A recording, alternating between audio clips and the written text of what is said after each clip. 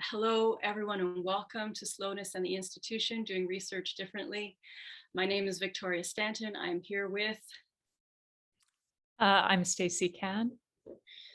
And we're having this evening in 3 parts. We're going to introduce the series, Stacey and I, in the first part. And then during that time, if you have comments or questions you'd like to bring up, ask, you can either put, I have a question or I have a comment, or you could write a brief version of what that is in the chat box while we're speaking. And then the second part, we'll come to the chat box and name whoever is in there. And if you wish to elaborate, ask your question, make your comment, you'll be able to at that time.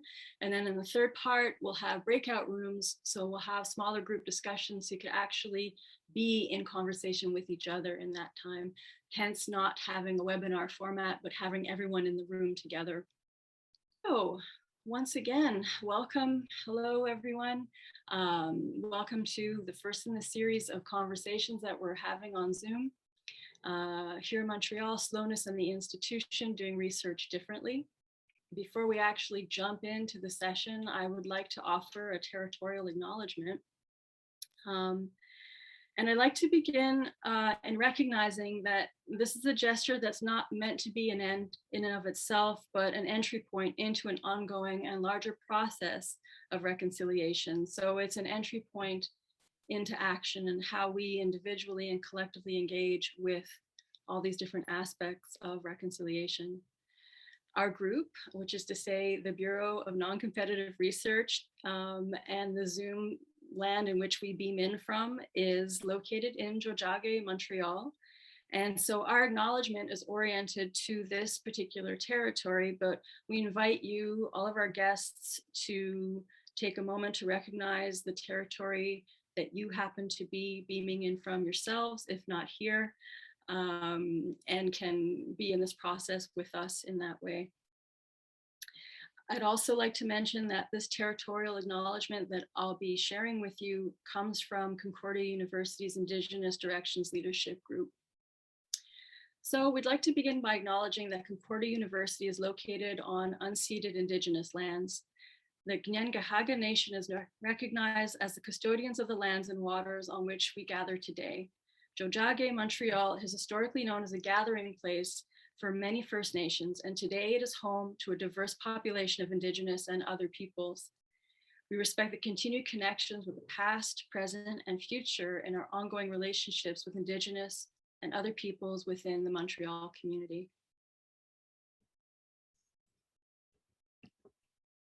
Great, thank you, Victoria. We also want to thank the Center for the Study of Learning and Performance, as well as Concordia University, and in particular the Art Education Department, for providing support for this series.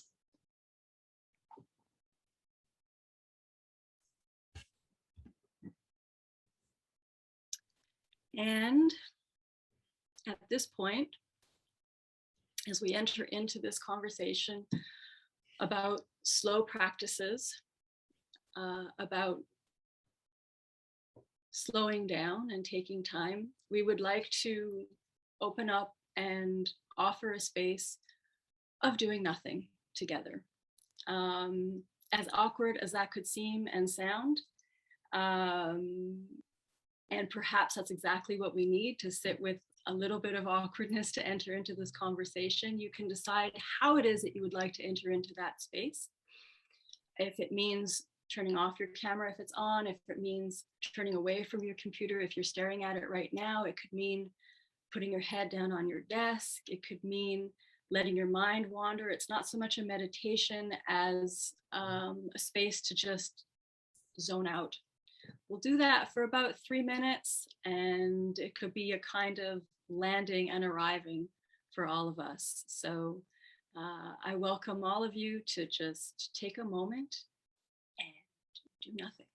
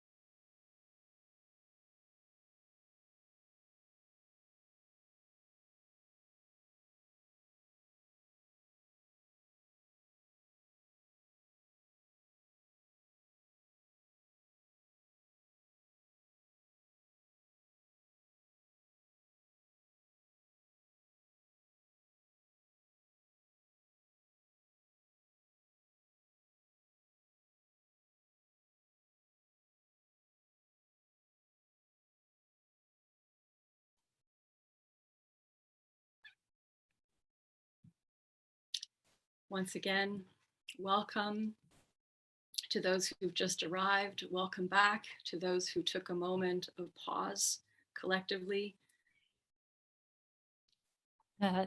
And actually taking a moment of pause and this idea of doing nothing is part of both my and Victoria's individual artistic practices. So we thought we would kind of share a moment of kind of grounding and doing nothing and having time to allow our minds to wander together. So we're just going to briefly talk about our backgrounds. I am a performance artist, originally from Edmonton. And a lot of my performance work has to do with ideas of labor and the idea of labor that creates nothing, that isn't creating value. My particular research interests have to do with collaboration, and we'll talk a little bit more about that as we go. And Victoria? I am also a performance artist from Montreal, and over the years, distilling a practice that's become increasingly immaterial and really considering notions of presence in that distilled way has brought me into thinking a lot about what it means to occupy space in that distilled way as performative action. And so in official capacity, there was a project that I initiated that became informally known as the Doing Nothing Project that started officially in 2016. But prior to that, I was already thinking about ways of wanting to insert these moments of nothing within performance situations that I found myself in, or in a kind of furtive or interventionist way, wanting to propose that in various art spaces in different capacities. And when the project did finally begin in that official way, a series and cycles of residencies and such in artist-run centers in and around Montreal, largely at residencies at McGill, had me curating a series of collective non-actions, a series of conversations with other artists and practitioners in other fields around notions of non-doing, slowing down, taking time. So it's been a trajectory that's followed me through my performance practice right into the PhD here at Concordia, where Stacey and I met. And I would say that through that, the notion of dialogue has come up as a big facet of what it means to be in this kind of deep hanging out together, another form of a collective version of doing nothing. And so on that note, this evening's conversation opening to the series on slowness in the institution has us addressing the connections between slow practices and practices rooted in collaboration and conversation. So what if your dialogue is performance was also my collaboration research? Does that make sense? This question had us embarking on a research trajectory that started with a pilot project, continued with a collaborative reading program, and brought us together with authors who also shared our interest in dialogue, collaboration, slow practices, and philosophy. Discovering multiple overlaps in our respective research directions, it made sense to be reading, reflecting, and talking together. This framework allowed us to continue developing our ideas and critical thinking through an embodied practice of being in conversation. We see this as a performative practice of making through cooperative thinking, as a conversation between myself, Victoria, and the text that we're reading, the process, and the discussion of it, a collaborative reflection that becomes the basis of this dialogue. This conversation that we're having right now is a performance of that dialogue. So I would say that conversation is a foundational part of my artistic and now academic practice. It's the motor that drives all stages of any creative or intellectual work. I'd even propose that my impulse to be in conversation is what's led me to continually seek out and cultivate collaboration in my artistic and academic projects. Conversation has also been key in my collaborative practices. I often work with artists and professionals that use different media and work in different fields than I do in my solo practice. This involves having to think together conceptually, but also to understand the ways that each media can be manipulated. Often this involves talking together while working with materials. So not only learning about each other, but learning about the materials and the tools needed. In a way, we're working together collaboratively, not only as humans, but also with materials and processes. So working with industrial designers, computer programmers, musicians, dancers, has allowed me to think about both my solo practice and different collaborative practices in ways that I wouldn't otherwise, to expand my ideas of how materials and concepts can be explored. Right. So the desire to want to be in communication can be a way into an elaboration of ideas. For my part, this has grown into my methodology of practice and research, and it supports the bulk of my creative production. And what's also become clearer over time is how conversation not only allows for the communication of ideas, but is often the kernel of creative production itself. Yeah, having ideas is often the easy part, especially when starting a conversation. I find actually trying to get those things done and the logistics of the grants, the commissions, how materials are going to be shipped, who's going to write what part, hiring people to move things or to help us build them. That's where the tension happens. I think sometimes we get a little carried away with this kind of utopian idea of collaboration. And for me, at least, it hasn't really been like that at all. There are disagreements, compromises, fights, making up. That's part of collaboration too. I don't really see these as like negative parts of collaboration, but an important part of the process. So do you think that these are also ways of generating ideas? Because I found that tension and conflict, even though it's not easy, can lead to new possibilities. It's when we make the effort to really hear each other. In that instance, conflict can become creative. I know I found that working through the more messy stages can make ideas grow. And when we find these new ideas, well, this is the finding of creative solutions. I'd also say that things not working is one of those curveballs that performative practices constantly brings into the picture. And then we have a performative dialoguing with, and this is where spontaneous making blooms. Now that I find myself in an academic context, I want to validate the act of being in dialogue as a form of creative making, as a kind of knowledge production. I see collective thinking, talking, and being together, whether harmoniously or with intention, as a form of artful becoming. I think of it as a kind of portal into creation that's taking place through the conversation itself. Collaboration is a form of conversation. Yes, I agree. And it's not just the art part of the conversation that's important. It's important to be on the same page artistically, sure, but also to understand each other's situations. And conversations can lead to that. I think that understanding what your collaborator wants and needs from a project, from an intellectual, emotional, and financial standpoint is very important. The personal becomes important in collaboration. It changes what can be done. It's easy to get excited about an idea and jump in, but what does doing the project really mean? What do you get from it? And what do you have to give up to take it on? Through conversation, you get to know your collaborators. You start to trust them, not only artistically, but also personally. And this can lead to a sense of solidarity and strength within a collective or collaboration.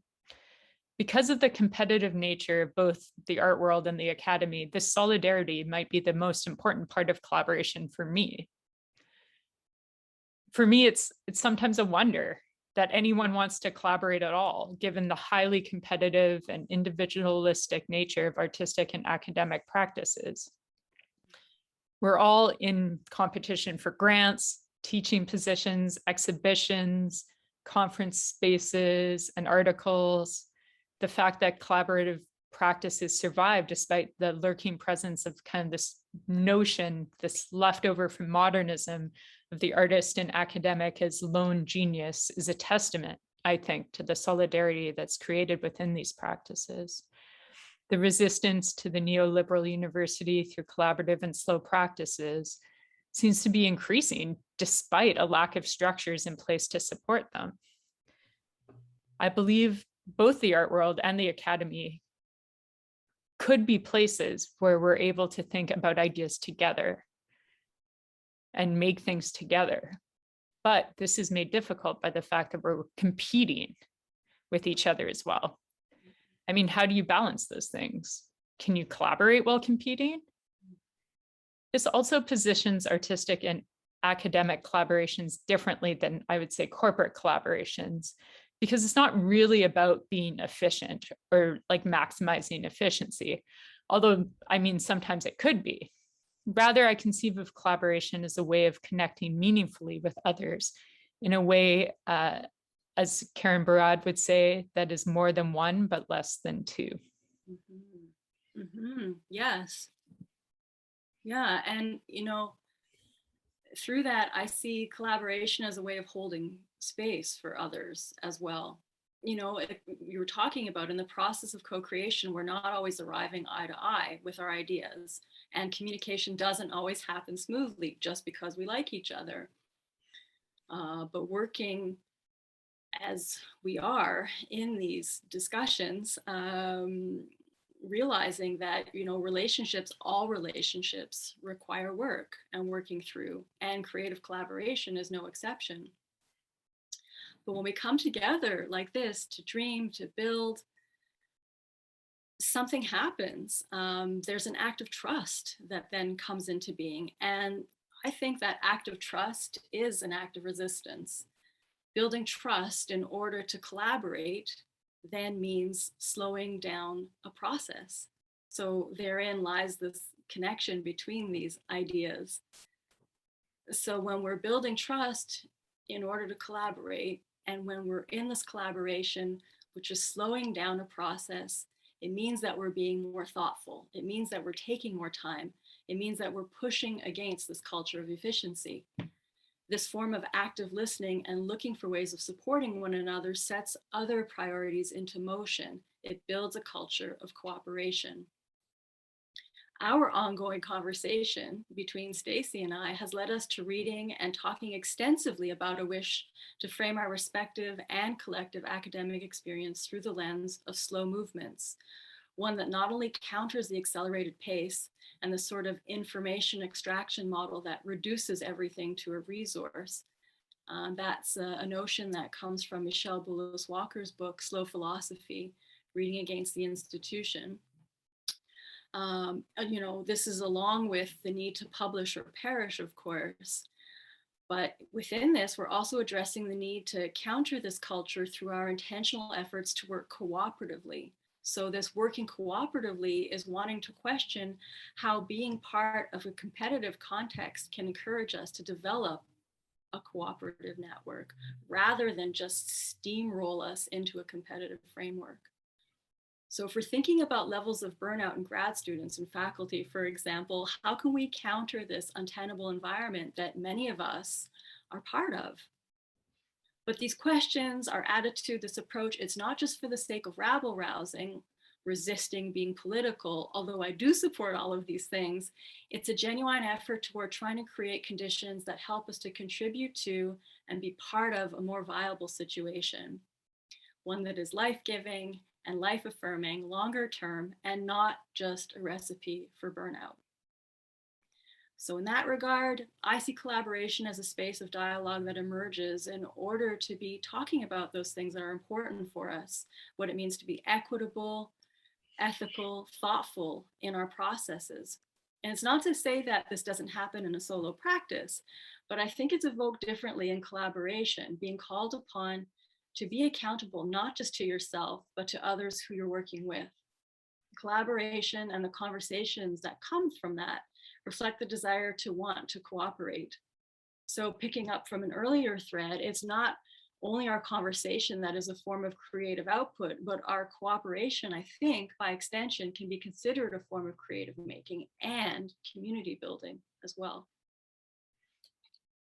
Yeah, and I know a moment of our collaboration that really like stands out to me because it was a little bit near the beginning, was we were working together, doing some writing together, doing some reading together, and I was feeling really tense about my part of the writing, and I texted you. I said, I don't think I'm doing as much as you. I feel like my writing's not as good as yours. And I get this text back almost right away. It says, oh, that's how I'm feeling too. And this moment of relief, of realization too, that really we were both adequately participating in our project together, but this idea that we could have been feeling that both at the same time, even though obviously it can't be true that both of us are not participating at the same level. I think that building of trust is kind of really important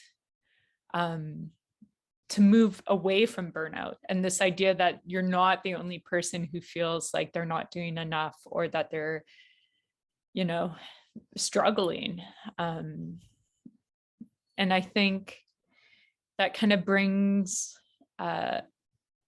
me back to this idea of values, that it's kind of difficult to value working together in a society that constantly pushes the idea of competition, that you always have to be more, better, progressing, competitive, or that you'll get left behind. If you don't do good in high school, you won't get into a good university, and you won't get into a good grad school, or you'll never get a job. This is kind of the narrative, at least, that like I kind of heard a lot growing up. But cooperation allows for the potential that you could be enough as you are, that you don't have to actually be everything, that you don't have to do everything, but rather that you can be just one part of a whole. And I think this kind of acknowledgement is where I see cooperation and the slow movement coming together. Exactly. And so when you start to delve into talking about approaches to working, not just the content itself, but the form, then you are touching on values, whether you're naming that specifically or not. And this eventually ends up determining a culture that's created within a given collaboration, within a chosen manner of being together. So, while it's not a foregone conclusion that a collaboration should focus on its value system, I think what I've recognized over the years is how the values of the collective end up emerging in order to systematize a way of working to create a group ethic. I think of a very important collaboration that has been in my life for almost 15 years, the Tuva Collective, and how so much of our coming together to work was predicated on how it is that we approached the relational aspect of any and every project we found ourselves in. And we learned together how to really cultivate this hospitality in those relational practices, both within our collective, but also with how we would work with any other project that we found ourselves in. As Stacey was naming, collaborations and all the ways in which other people come in to help create all kinds of potential tensions.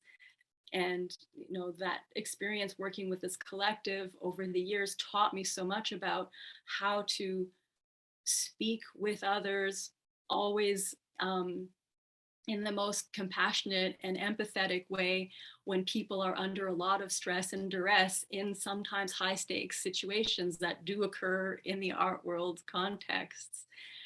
And so that's one example. And another example, in this needing to resolve situations that we've gotten into, these stories that do unfold, is Stacey and I deciding that we want to work together to write a text. So here we're confronted with the first author, second author issue.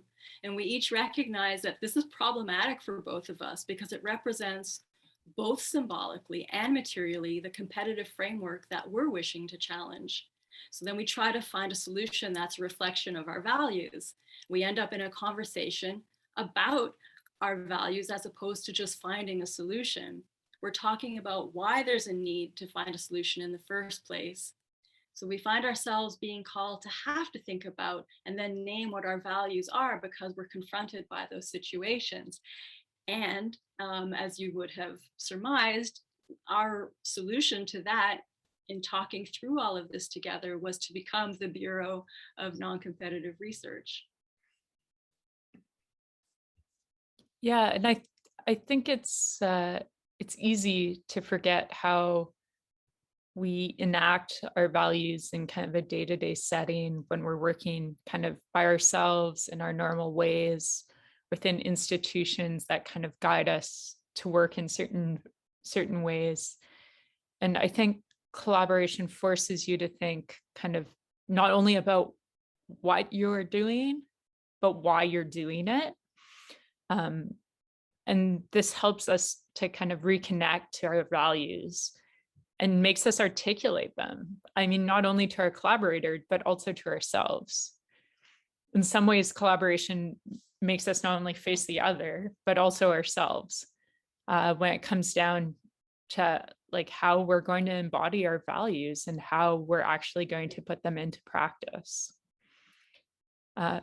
Victoria and I are still in the thick of our collaborative process and our evolving understanding of how the slow movement, dialogue, and collaboration may play a role in academia and within our own experiences as academics and artists.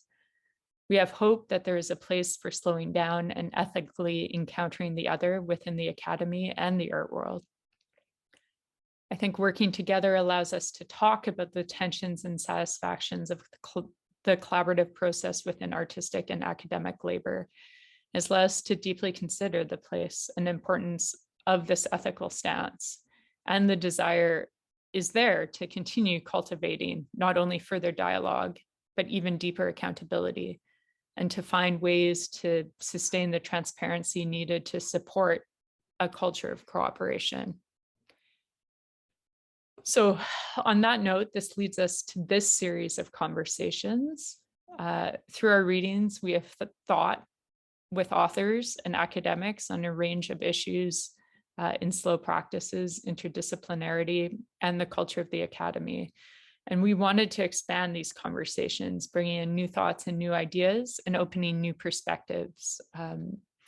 Victoria is going to talk a little bit about who we will be having conversations with in the future. Yeah, so this is our intro to the series.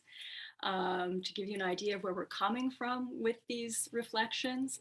And throughout October and into November, we will have 3 other guests. Starting on the 20th of October, Robert Luzar will be joining us from Bath Spa University in Bath, UK. A little bit about Robert's practice. He activates notions of non-doing and doing less via performative actions, both live and for the camera, for audiences, in public intervention contexts, and in the studio. He recently curated an online symposium called Work and Working Through, addressing notions around making less, making art as labor, what constitutes work, what the collective experience can mean to working through, and wherein the creative act exists. So Robert's projects rethink aesthetic qualities of a liberal economic ideology and how we experience that through labor, creative economy, race and identity, and political demonstrations and truth. So that's on October 20th. On November 3rd, we'll be in conversation with Alana Thane, who's based at McGill University in Montreal. Alana's research addresses questions of time, embodiment, and media across contemporary cinema, dance, and performance. Alana is actually currently, as I mentioned right at the beginning of our session, co-leading an interdisciplinary research creation experiment in the epistemologies and equities of sleep. She's organizing a series of sleep salons happening this fall through a New Frontiers research funded project called The Sociability of Sleep. And so that's on November 3rd. And then on November 24th, we'll be in conversation with KG Gutman, who's also based in Montreal. KG is a graduate of the PhD Arts program at Leiden University and the Royal Academy of Art at The Hague. KG is a researcher and artist whose work considers territoriality, discourse, choreographic practice, and site-situated installation. And KG's explorations deeply deploy notions of world making as constituted through dialogue and collaboration. So putting time, repetition, and collaboration at the center of all of her creative works in whatever media they transpire. That leads us to the second part of our session. I'm just going to have a look and see if there's any questions in the chat or comments. And at that point, if anyone wants to speak to a comment or question that they have, that'll be the time. Stacey, do you want to have a look and see what's there? Sure, there's one question so far. So if you do have questions, you can put them in the chat, or if you just want to ask them, maybe just write, I have a question in the chat, just because otherwise it's hard for us to see who has questions. So the first question is by Bogdan. So they say, what happens when the institution reverberates a system that cannot be trusted? And as Sarah Abnett said, notes in her research around institutional passage, is it easier for some, while not for others, to slow down? As Abnett asks, what happens when one doesn't share the same orientation as the institution? What are the stakes when the institution becomes unsafe for others? Bogdan, would you like to actually say anything to that? Turning your microphone on, no pressure obligation to do so, but if you'd like to speak more to that question, that's an invitation.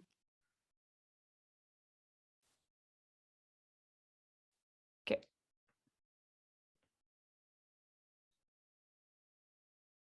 We'll just take another moment. And I don't know. Okay, that's totally fine. Yeah, that again, no obligation. Thank you for bringing that up.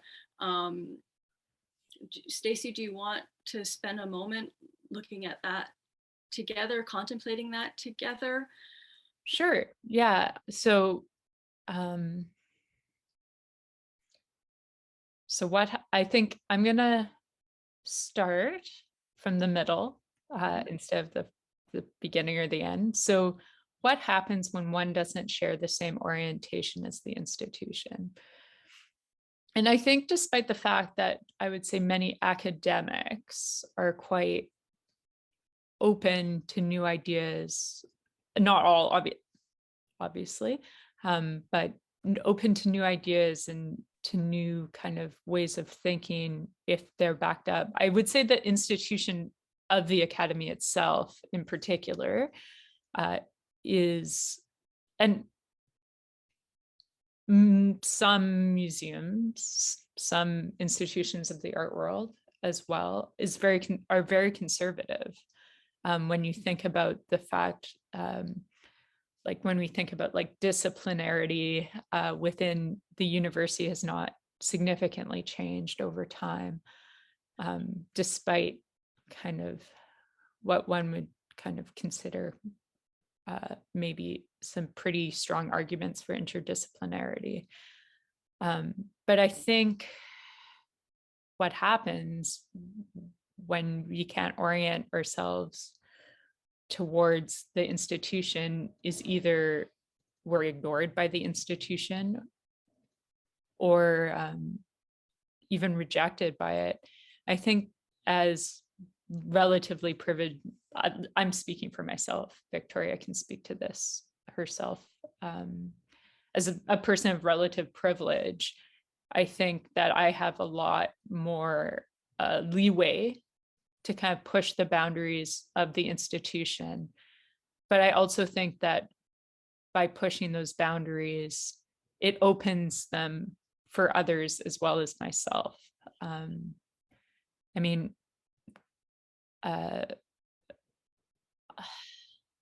I'm still trying to kind of think and speak at the same time. Maybe, Victoria, do you have any thoughts about either what I said or the rest of the question?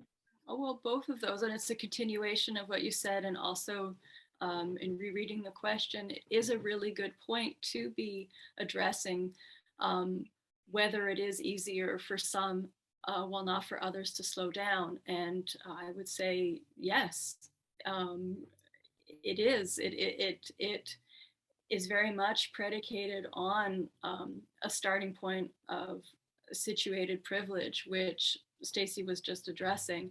And it doesn't necessarily mean that with that privilege comes just the capacity to change things at a moment's notice, and things will, that paradigm will shift easily, but there's potentially less risk, less at stake, less to lose.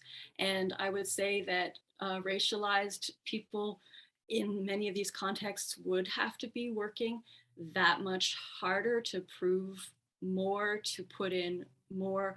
There's an imbalance inherent in that systemic inequity. So that's the system within which we're working. And what Stacey was saying, if we do push those boundaries, though, it's in an effort. Again, I speak for myself, but I think I could safely say this on behalf of both of myself and Stacey. It's not just for us, it's for the institution and everyone who's part of that. That's this larger goal. And also just thinking of examples of artists and scholars who are out there thinking about this and really addressing this very directly. I'm really heartened to see that there are artists of color out there who are addressing this in their practices by putting these places, moments, infiltrations of rest into their work, into communities where they're based and where they travel with their work. I'm thinking in particular of someone like Trisha Hersey, who's otherwise known as the NAP Ministry in the US, who does these collective naps for Black people across the states. That is an infiltrating intervention, performative action that's wanting to address the role of rest and how, you know, historically Black people have not been allowed to rest. And there's a lot being written on that. I won't speak more to that. These are some of the notions that I'm researching through the work here. But, you know, it is being addressed. And yes, I'm glad to have this point brought up through Sarah Ahmed. Thank you, Bogdan, for bringing that to our attention and to the conversation. And also for acknowledging not wanting to actually speak. Thank you for putting the comment in the chat. Did anyone else want to say anything? And we could also go right to the smaller group conversations. And Stacey and I have prepared a few questions to facilitate that conversation